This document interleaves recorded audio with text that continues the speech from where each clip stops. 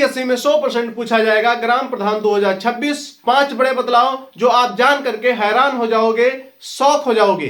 तो चलिए आपको बताते हैं जो कल्पना से परे होते सवाल हैं, उन सवालों को डिस्कस करते हैं। दोस्तों, ग्राम पंचायतों में आपकी सबसे बड़ा बदलाव, सबसे पहला बदलाव जिसको आप जान करके हैरान हो रहे होंगे, यह है डिजिटल वोटिंग। सबसे बड़ा बदलाव आपके 5 जिलों में लगने वाला है। 5 जिले वो कौन कौन से हैं? पहला जिला आपका होता है लखनऊ। पहला जिला आपका लखनऊ होता है जो राजधानी कहा जाता है। आगे आपका कानपुर, कानपुर के आगे आपका आता है वाराणसी, प्रयागराज, और आपका लास्ट में एक आता है जो आपको गोरखपुर मालूम होना चाहिए। कितने जिले आपके हैं? 5 जिले यहां पे शामिल होते हैं। 5 जिले शामिल होते हैं। 5 जिलों में कैसी चुनाव प्रक्रिया होगी?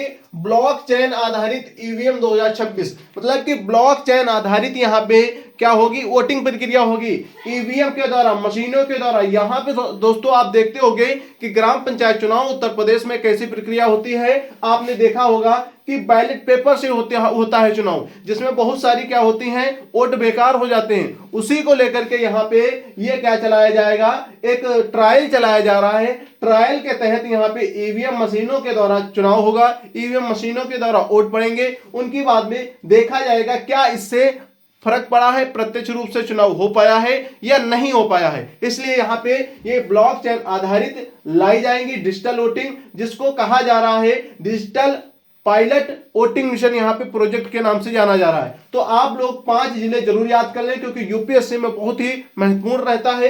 आगे आता है महिला आरक्षण। आपका महिला आरक्षण दूसरे पॉइंट पे आता है, तो याद रखेंगे महिला आरक्षण जो आपका है ये 33% पहले था, 33% को बढ़ा करके यहाँ पे 50% किया गया है। ये किस आदेश से किया गया है? तो आपको पता होना चाहिए, सुप्रीम कोर्ट के आदेश से ये आपका बढ़ गया है, 50% कर दिया गया है सुप्रीम कोर्ट के आदेश 2021 के अनुसार। ये आपके लिए 73वें संविधान संशोधन से आपको ज्यादा याद रखना चाहिए। आगे आता है आपका तीसरा बदलाव, आप याद करेंगे यहाँ पे आय योग्यता। आपको पता होनी चाहिए आपकी आय जो थी पहले ये 2 लाख थी, अभी क्या बता दी गई है? ग्राम प्रधान बनने पे आपकी आय 5 लाख होनी चाहिए। कितनी? 5 लाख हो सकती है, इससे ज्यादा नहीं हो सकती है। आगे बताया गया है कि एससी एसटी के लिए छूट है।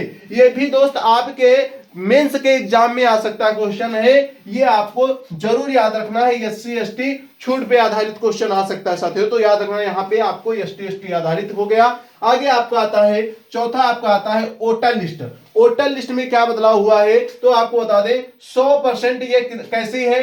आधार आधारित है, कि आप 100% आधार से इस वोटर आईडी को जनरेट कर सकते हो। इसके बाद में आता है ऑनलाइन वोटर ऐप। आप ऑनलाइन माध्यम से भी, आप बीएलओ के माध्यम से भी यहां पे अपना वोट बनवा सकते हो। आप यदि अपने बीएलओ से नहीं संपर्क कर पा रहे हो, आप नहीं किसी से कांटेक्ट कर पा रहे हो, तो आप किसी ऑनलाइन कैफे से, ऑनलाइन दुकान से जाकर के सीएससी सेंटर से अपना वोटर आईडी कार्ड यहां पे बनवा सकते हो। और यदि आप वहां से भी नहीं बनवा पा रहे हैं, आपके पास पैसे नहीं है, तो आप अपना वोटर ऐप प्ले स्टोर में डाउनलोड करें, वहां से आप जाकर के बना ले अपने हाथ से खुद। कैसी है? ये आधार आधारित है, बस आपका आधार नंबर में फोन नंबर लगा हो और आप आधार वोटर ऐप डाउनलोड करेंगे, उससे आप यहाँ पे लगा पाएंगे। दोस्त आपको चीजें समझ में आ रही होंगी। इसके आगे आपका लास्ट में आता है कार्यकाल। कार्यकाल आपको पता होना चाहिए, ये 4 से 5 वर्ष, 4 से 5 वर्ष कब किया गया था? तो यहाँ पे आपको एक चीज दिख रही है, 73वां संविधान संशोधन से 1992 में, ये 4 साल पहले आपका था। इसको बलवंत राय मेहता समिति के द्वारा यहाँ पे 5 वर्ष कर दिया गया था। ये किस लिए किया गया था? ये बताकर किया गया था कि स्थिरता के लिए बहुत ही अच्छा रहेगा। पहले 1992 तक कितना समय था प्रधानों का कार्यकाल? तो आपको पता होना चाहिए 4 वर्ष था। अभी कितना हो गया है?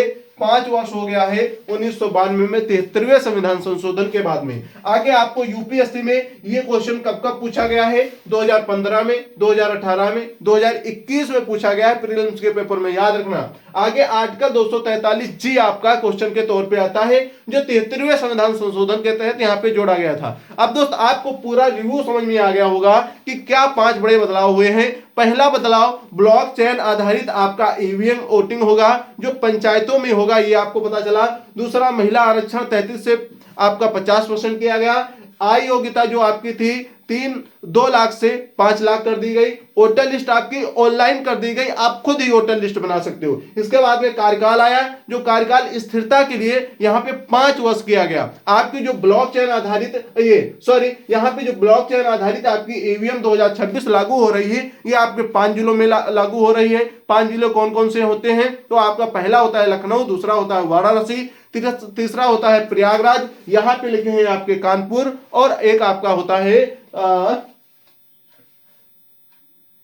लास्ट आपका होता है गोरखपुर। तो सभी साथियों को यह क्लास पसंद आई होगी। आई होप सभी साथी दोस्त इसको लाइक एंड सब्सक्राइब करेंगे। ऐसे ही नई अपडेट से जुड़े रहने के लिए, नई खबर से जुड़े रहने के लिए चैनल को सब्सक्राइब करके बेल आइकन पे क्लिक, घंटी का बटन होगा उस पर क्लिक कर लीजिए और ऑल पे क्लिक कर दीजिए, जिससे आने वाली सभी नोटिफिकेशन आप तक पहुंचते रहे। दोस्त जय हिंद, जय भारत, पढ़ते रहिए, आगे बढ़ते रहिए। सभी दोस्त हमारे साथ में जुड़ेंगे और नई खबरों के साथ में आगे बढ़ेंगे। ठीक है।